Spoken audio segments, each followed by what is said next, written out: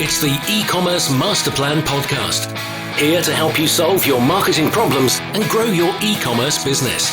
Cutting through the hype to bring you inspiration and advice from the e-commerce sector and beyond. Here's your host, Chloe Thomas.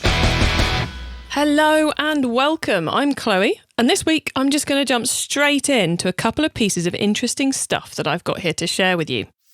Interesting stuff. This is a newish occasional section in the show where I bring you anything particularly interesting that I've found out about recently in our e-commerce world. This might be an event, a white paper, a new supplier, or just something really cool I think you deserve to know about. You can find all the interesting stuff organised by episode at ecommercemasterplan.com/stuff.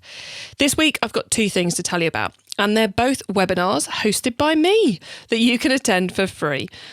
Now, tomorrow, yes, and sorry for the short notice on this one, I am hosting a free panel webinar all about how to improve your mobile conversion rates.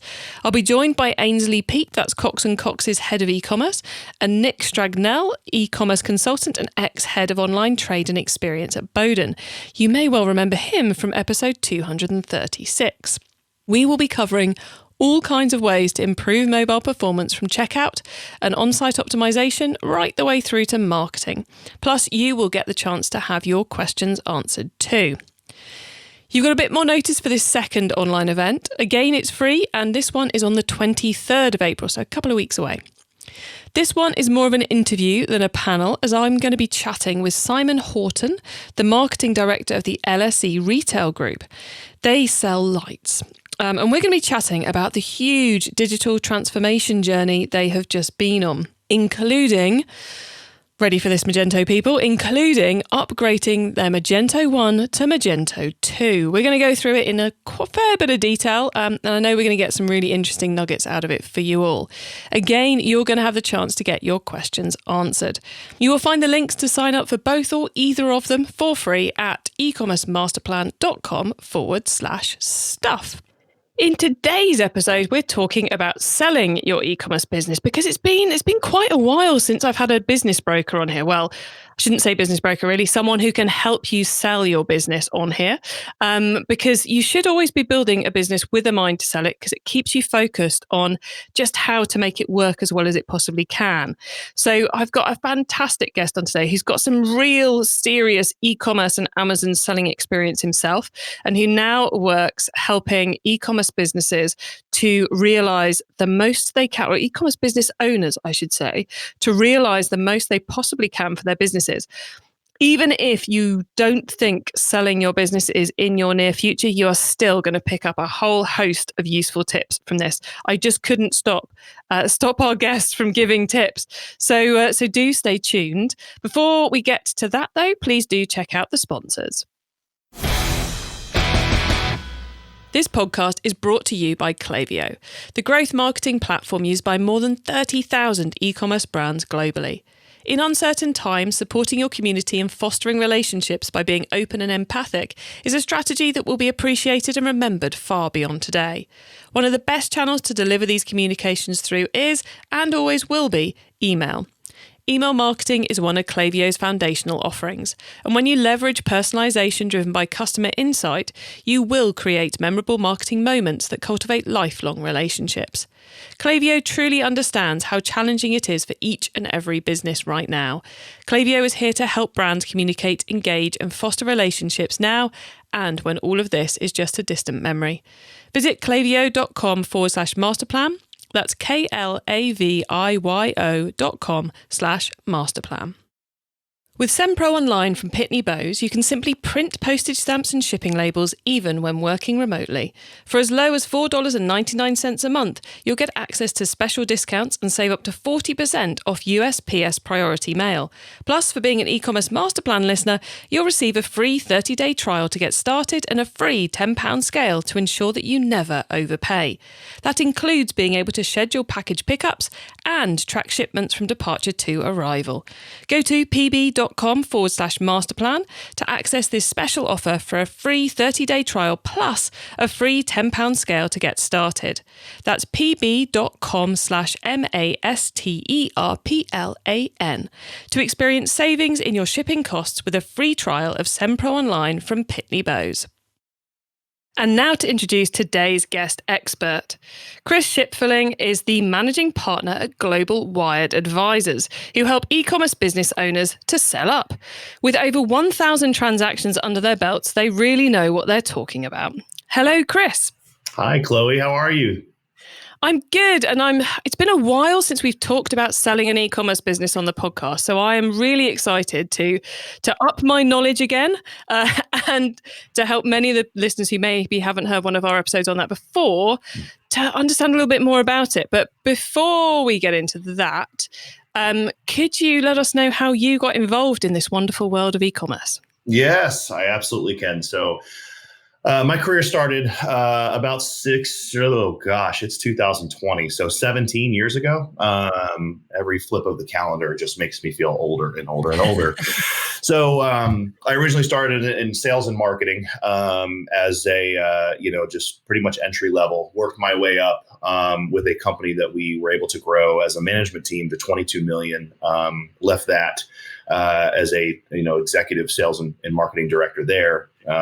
While I was there, this was 2003 going to about 2008. So, Amazon was coming hot on the scene, mainly from a vendor central perspective. So did a lot of work there with them, and e-com was really starting to take over I was living through that paradigm shift of traditional brick and mortar retailers that we were selling to wholesale were now turning into e-commerce players. And so that was a fun ride, right? Trying to understand MAP policies and everyone just trying to get their arms around what is the new world look like. From there, I worked for a middle market company. I was a executive in their sales and marketing team. Helped with both digital marketing, helped with some product development there, and also was a director of sales. And so from there, just kept kind of the skill set kept building. I kept learning more about what it means to be a wholesaler, living in this new world, right? The paradigm shift has already started to happen and is really now beginning to, I wouldn't say mature, but starting to take shape. Seller Central on Amazon was now starting to become a real thing. And so from there, I was recruited to run a Barcelona-based business. This was all in juvenile and toy, by the way, in the juvenile and toy industry. And so there is where I said, okay, I can either choose to keep going down this traditional wholesale path, or I can really dig my heels in and become a leader who understands direct-to-consumer for this business and for this North American effort. And so I chose understanding direct-to-consumer. We really dug in. What does it mean to have that first handshake with the consumer from a digital perspective? And what does it really look like for a brand to sell through Seller Central? And so I really hunkered down and I learned Seller Central. I learned digital marketing, became a very strong student, I would say, of digital marketing. And so from there, that business in particular, they actually ran out of money, and so they had no further cash flow to keep the effort moving in North America. And I became a consultant. Effectively, it was a senior sales Amazon and digital marketing consultant for enterprise level companies, right? Because a lot of enterprise businesses, frankly speaking, they're just clueless when it comes to all three of those things that I just said. They may have the sales down and the sales management, that traditional key account management down, but they are clueless when it comes to digital marketing, and absolutely clueless when it comes to Amazon. So worked with enterprise level clients, and then about two and a half years ago, I actually met my current three partners here at Global Wired Advisors. They owned a firm called Providium Group, which is a middle market to lower middle market investment bank. And they also had a sell side effort called Providium Advisors, but it was only focused on traditional businesses. And so we met through mutual contacts, and I started talking to them about really just all things digital. They started talking about how with their backgrounds in investment banking and how really a lot of these new sellers and a lot of these new businesses that have grown their revenue from literally nothing to 4, 5, 6, 10 million plus, they've grown a successful business, but they have no real financial firm to turn to that can truly help them with a successful exit. And what I mean by that is you've got brokers and you have middle market investment banks. Middle market investment banks would never look at anything pretty much below 75 million in revenue. It's just way too small. And so when you're a successful e-commerce owner or e-commerce business, and you're, let's say, doing 4 or 5 million US dollars or pounds, and you're looking to exit, right? You're looking to take on the next thing. Your only choice is to turn to a business broker. And so really taking that strong corporate sales and marketing, Amazon digital marketing experience and combining that with decades of strong institutional investment banking experience, working for companies like Bank of America, Wells Fargo, Citibank, Deutsche Bank, credit hedge funds, and private equity, combining that and really giving the e-commerce business owner just a better option is why we started Global Wired Advisors. And so 2 years later, here we are. Nice. And, with 1,000 deals already under your belts, clearly doing something right in the space. Yes, that's right. Well, and I will caveat the 1,000. I mean, that's combining, here at Global, in the past 2 years, I think we're approaching now, gosh, I want to say, oh my goodness, I want to say it's like 40 plus that we have another 20 on deck. So it's a much lower number, but the thousands are all of our combined experience, specifically in M&A, in all of our careers. And most of that were with businesses that, were in the multi hundreds of millions to billions of dollars. And so really being able to give the e-commerce owner that level of experience. And it's not just pouring coffee for the people who worked on the deal. We're talking about being fully invested and actually running the M&A process for some very large corporations. I like the fact, you identified that gap in the market. And I think, a business turning over 4 to 5 million that's a valuable asset, something which someone should be able to sell. That's right. For nice money to either fund their next idea or just fund life. That's right. So it's kind of crazy that it's hard to find a good solution for selling that, because it's not a simple business brokerage deal. There's a lot. If you want to realize your what you deserve from that, then there's a few steps you have to go to really maximize your return, aren't there? That's exactly right. And we identified that obviously fairly quickly. We have another effort here in the firm. It's called Providium Group. I mentioned it, I think, earlier. And that really is more our buy side. That's more our buy side private equity effort. And so we talked to brokers. We looked at deals. A couple of our partners here have owned and sold their own businesses through brokers when they left institutional investment banking. You got that entrepreneurial itch. And so we know the world. We know that gap. And we identified it and said, there's a better way, and there's a better option for, to your point, valuable assets that can completely change somebody's life with one transaction.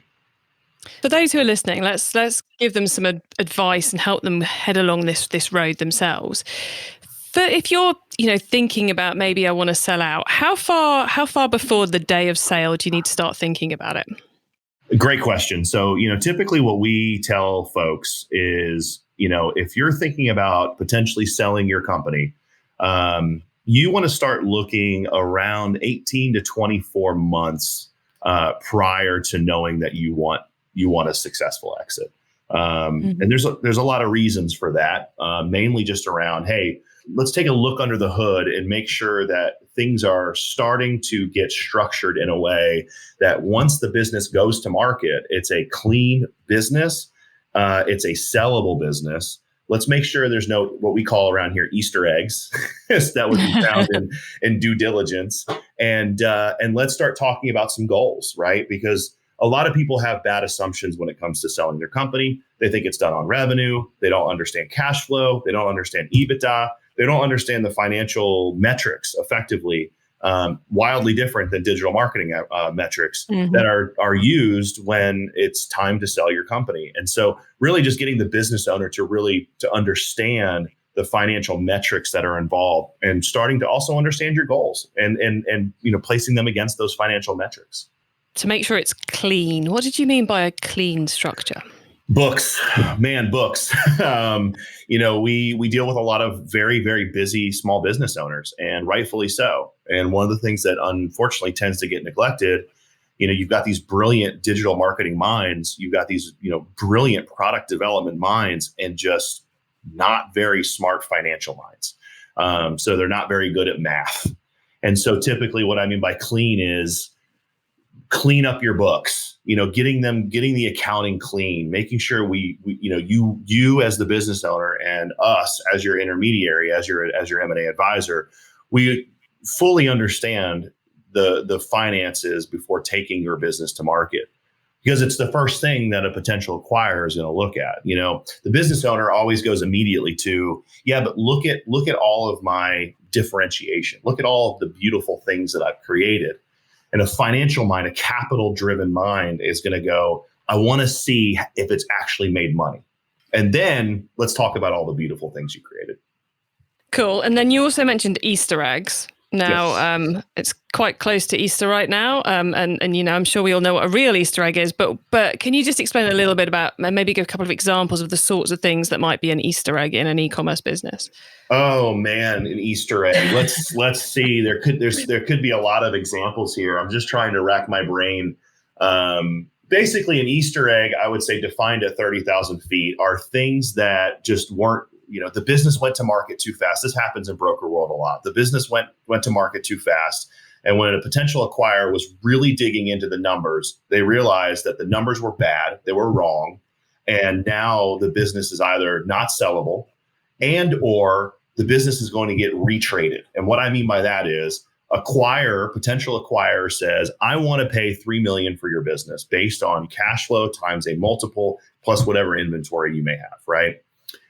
And then as they get into due diligence, they find something that now changes that cash flow number, whatever it might be, just because the business went to market too fast. There wasn't, there could be legal issues, right? Some IP issues, some trademark issues. All of these things are Easter eggs. And as a potential acquirer is really digging in and understanding the business now on a much more granular level, they discover that Easter egg. And now all of a sudden they either don't want the business because they're not going to believe you, right? Whatever you may give as an excuse, it's going to be very difficult for them to believe what you're saying because you presented bad information to them. And then B, you're going to probably get retraded. And what that means is, I was willing to pay $3 million for your business. Now I only want to pay 1.5. And here's my rationale. And in truth be told, it's probably good rationale because they discovered something that you didn't disclose in your offering materials, and they're the ones who had to find this and discover what was wrong with your business. Yes, it's a case of kind of finding those Easter eggs, those things that are wrong, and fixing them first. I guess it's a little bit like that moment on Shark Tank or Dragon's Den here in the UK. Yes. Where all the dragons just go, that someone asks the question like, and what's the shareholding like? Well, I've got 10% and my gran who died last year had 90%. And they're all like, yeah. This who owns the website? Well, this guy built it for us and he's somewhere in Thailand. And I think he owns it, but I don't really know. And they all just like lean back and go, "Oh well, I'm out of here." That's exactly right. It's finding those things that just become a total just stop. And really, an investment banking process that happens. I wouldn't say, we use the term rarely, but I would say that the percentage of that happening is much, much, much, much lower. Because with an investment banking process, you're not rushing the business to for sale, right? You're not just a listing agent. You're diving in and you're really trying to understand what's there, and you're doing full due diligence at first, and you're catching those things before you go to market. Because a lot of them are actually quite easy to solve. You said about IP issues and trademark issues. It doesn't take a lot of effort to get a trademark registered. But when it's found during the sale process, it can cost you a huge amount. Whereas you could have had it fixed and it's just something they're not even going to ask about and it just stops them. I guess it's a bit like with someone who's on your website, you don't want to give them any reason to stop on their path to checkout.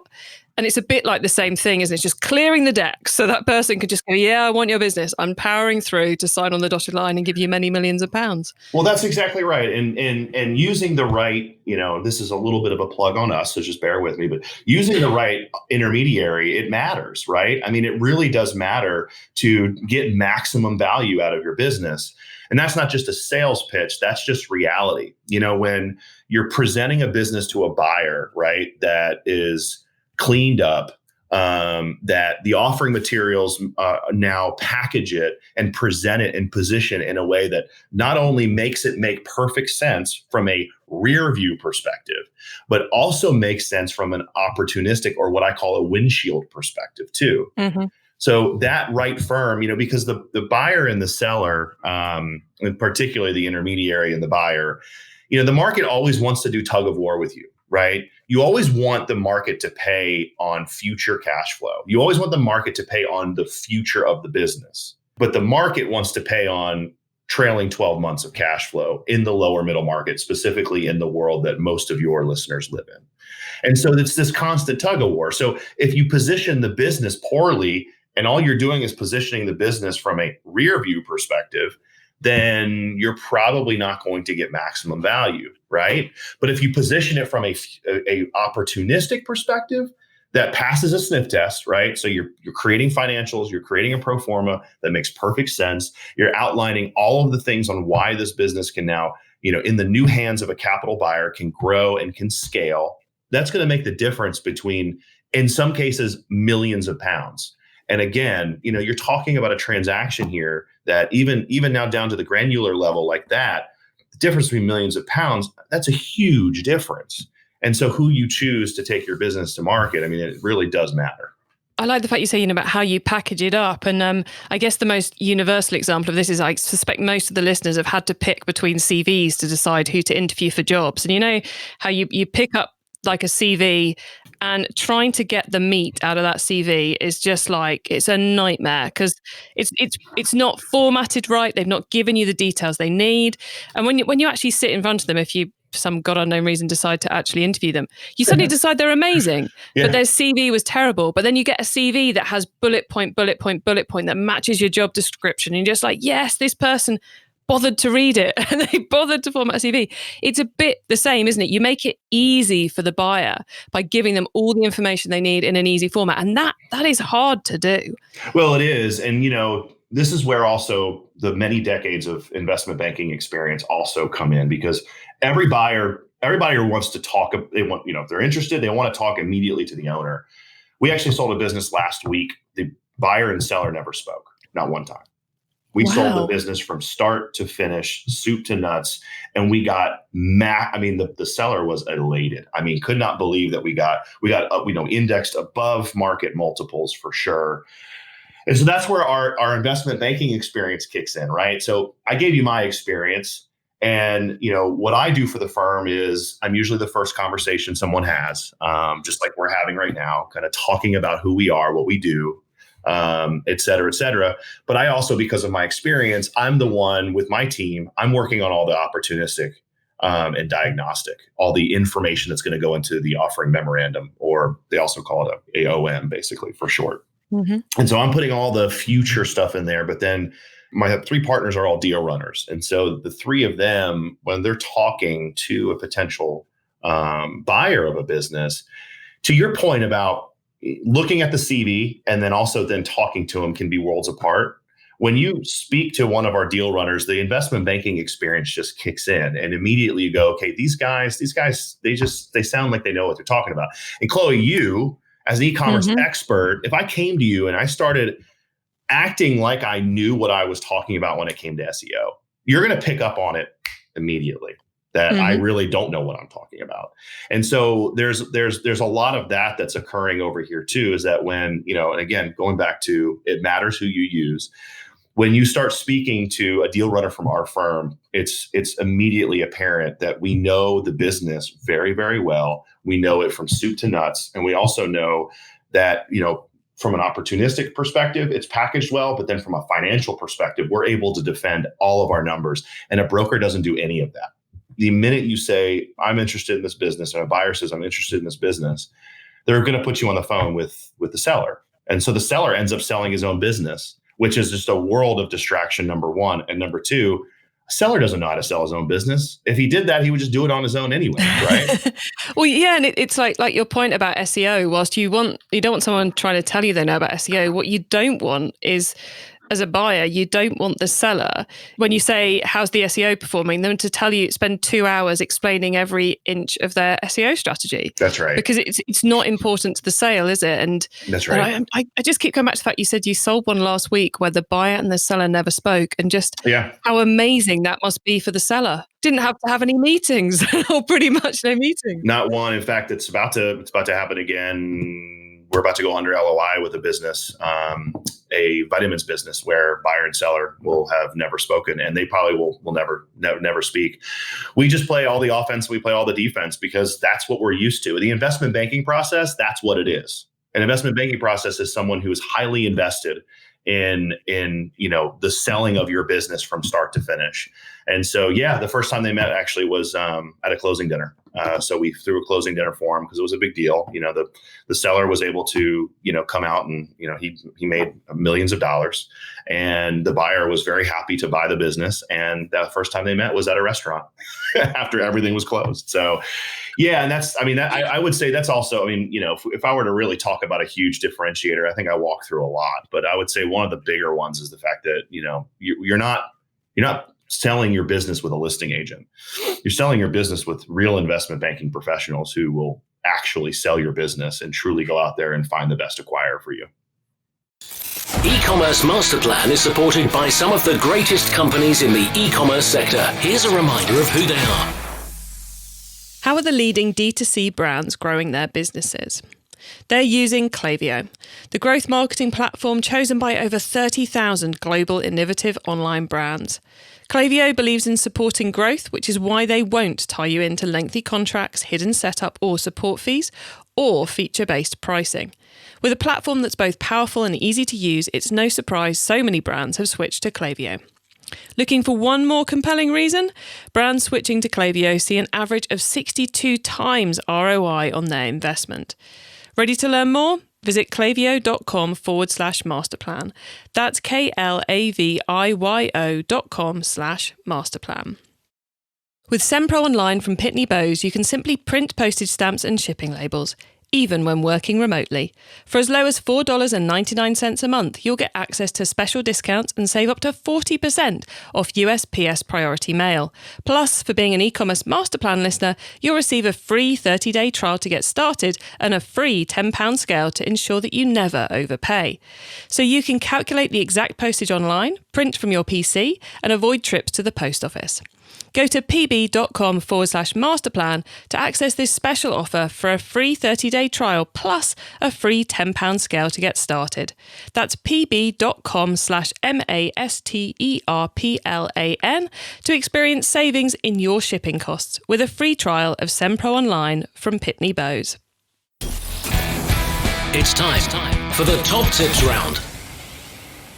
All right. I love this section because it gives me and our listeners some really quick ideas for taking our businesses to the next level. So, Chris, you ready for the top tips?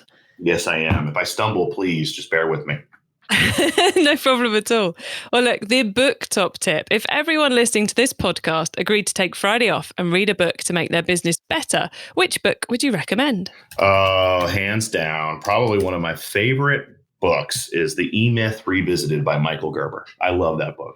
Read that book back when I was just graduated from college. It was one of that and Good to Great was one of my two first business books that I read. But The E-Myth Revisited is fantastic advice on how to package and tidy up your business to make it repeatable. It's all about the franchise model. So E-Myth Revisited. Excellent recommendation. Okay, the traffic top tip. Which marketing method do you either prize above all others or think doesn't get the press it deserves? So I'm going to speak from a little bit of a different perspective on this, and I think your audience will appreciate it. I'm going to speak about it from the lens of, and because this is happening all the time now, where you've got a large concentration of revenue on Amazon and trying to figure out how you rotate away from Amazon. And so the marketing method that it just excites me every time I talk about it, anytime someone else talks about it, is the method of getting people away from Amazon. I hope Amazon's not listening. Away from Amazon and to your own website. And there are many methods within that to do so. Some are, some API methods, going in and getting some order data. Some of it's Google SEO data. So I say that marketing method in particular, anytime someone has come to our firm and said, hey, I've got, had a large concentration of revenue on Amazon. I was able to really push that off. And now I've got either 50-50 or 80-20. I mean, I've got stars in my eyes listening to how they did it. Very cool. I love the fact you're leaving that slightly silent and not really giving too much detail because, guys, you're best off Googling that one because we don't want to put it out there too much, do we? That's right. That's exactly right. Because if they find out, they'll stop you doing it. Yeah, that's right. Okay, cool. The tool top tip, maybe a collaboration tool, a social media plugin, a phone app, or just a way of working. Is there a cool little tool you use that makes you and your team more efficient from day to day? HubSpot. Period. I love HubSpot. It's my favorite CRM tool that I've ever used. My business, it's all about CRM, right? I've got to make sure that I'm capturing everybody's detail. I'm logging emails. I'm logging documents. I'm following up with prospective clients. And I just absolutely love HubSpot for, I would say, small to medium-sized businesses. And they've come a long way from an enterprise perspective, too. I mean, they're really, I would say now, truly nipping at Salesforce's heels. I tried Copper for a bit. Wasn't impressed. Really love HubSpot. Cool. Okay. The growth top tip. If you met someone today who's focused on growing their e-commerce business from 100 orders per month to 1,000, what would be your number one tip for them? And Chris, I'm expecting something good, given this is your day-to-day bread and butter. Stay in stock. Period. You have no idea how many folks that I speak to on a daily basis that tell me, well, I could have actually been about $500,000 to $1 million more in top line revenue, but I ran out of stock, AKA I'm a poor inventory manager. And so if you really, really want my advice, please stay in stock. It's one of the biggest ways that people lose out on revenue. And, you're talking about 100 to 1,000, and maybe this is just a totally different perspective than what your listeners are hearing from others, but please stay in stock. I mean, now, especially from an e-com perspective and even Amazon, there are plenty of tools to help you become a much better inventory manager. And I am happy to provide tools for any of your listeners if they reach out to me to help them when it comes to inventory management. Cool. And it's such a simple thing, but, you just think as a consumer when you're out there on the net, shopping and something's out of stock, do you go back and check the following day to see if it's back in? No. We're goldfish. We have the attention span. We have the attention span less than a goldfish. And so if it's out of stock, it's out of stock. And also, not to mention, on Amazon, if you're out of stock on Seller Central, your SEO juice just plummets. I mean, absolutely plummets. And they will ding you for that. It's not necessarily something that's spoken about, but I have spoken to enough Amazon experts, enough 8-figure sellers that have all identified that you really just need to go up in price if you feel like you're about to go out of stock, because if you black out on Seller Central, it is not good. And it doesn't bounce back the second you come back into stock either, does it? Not at all. Nope, not at all. They will suppress you for sure. Yeah.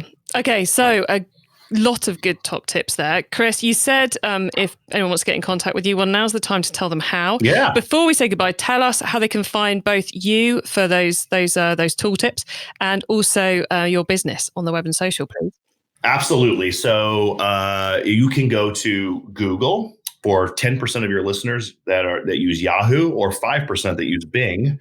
they can go and type in Global Wired Advisors, and we're the first ones that come up. And so they can go to our website. We have a valuation tool that they can use. It's a very helpful tool. It's a marker in the sand, though. We always say devil's in the details around here. And so, if you're really interested in getting a much more deeper valuation, I call it a tighter valuation range, by all means, then reach out to us via the consultation form. And happy to do a complimentary consultation with you, understanding your business, from start to finish, requesting lots of financial documents to really dig in and give you a good range of where you would trade in the market today based on what we know.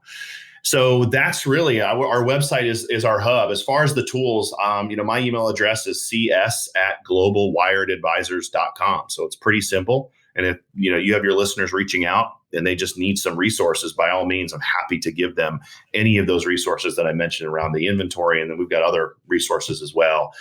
So yeah, that's how you get in touch with us. And also for your UK listeners, we are global. Truly, it's not just in our name. We have a few deals that currently active out of the UK, Canada, Europe. So we're truly global. And that definitely, I would say, probably is another way we differentiate ourselves. You just anticipated my question there. I was going to say, are you USA only? No, we are not. So that's a good thing. We actually just sold a UK business to a private equity firm here. And what's interesting, kind of going back to our skill set, they never would have looked at this business if we didn't package it in a way and reach out to them directly. So we sought after them and we gave them a reason to care. And they cared enough to where they said, this is a great, what they call a tuck-in to our platform company. So most private equity firms will have a platform business and they'll buy up or acquire to tuck into and roll up into that platform. And so we got them to care. By platform, we're meaning it's like a much larger business. So they'll have, and this is a good example. Okay. So for instance, they have $100 million e-commerce business. That's the private equity's platform company. And so this particular business only had about like 600,000 pounds in cash flow. Mm-hmm. And so private equity, if it's under $1 million, almost always will never look at the business. You have to give them reason to care. And so we did that. We gave them a reason to care and said, look, this really does make sense for you. And here's why. And they believed it. And so they said, yes, this is actually a good tuck in to our platform e-commerce business. This is something that will complement it very well and help grow all of the revenue together accretively. So, whilst creating great economy of scale, I guess, as well. Yes, that's exactly right. That's exactly right. Very cool. See, Chris, you're still giving us great content when I'm trying to say goodbye to you. Love it. That's awesome. I think, Chris, like I said, we're going to say goodbye now. Thank you so much for being on the show. It's been really fascinating talking to you. Yeah. I think we've probably enlightened a few of the listeners as to the future opportunities that might be out there for them. So thank you. Awesome. Thank you so much for your time. And thanks for having me on, Chloe.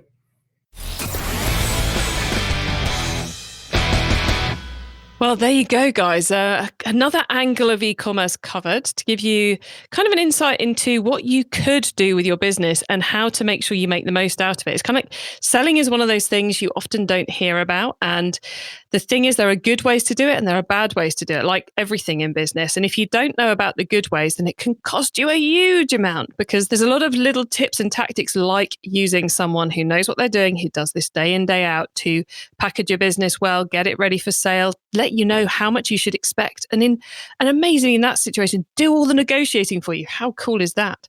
You can get the notes from today's show and all those links, the top tips, details of some related episodes, then head over to ecommercemasterplan.com/podcast.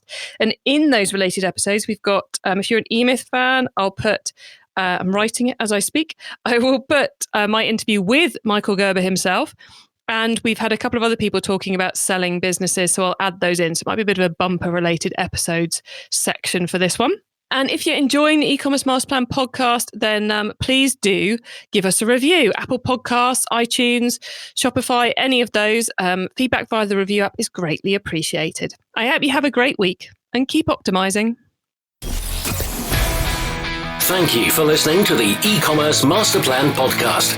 Find out more at ecommercemasterplan.com/podcast.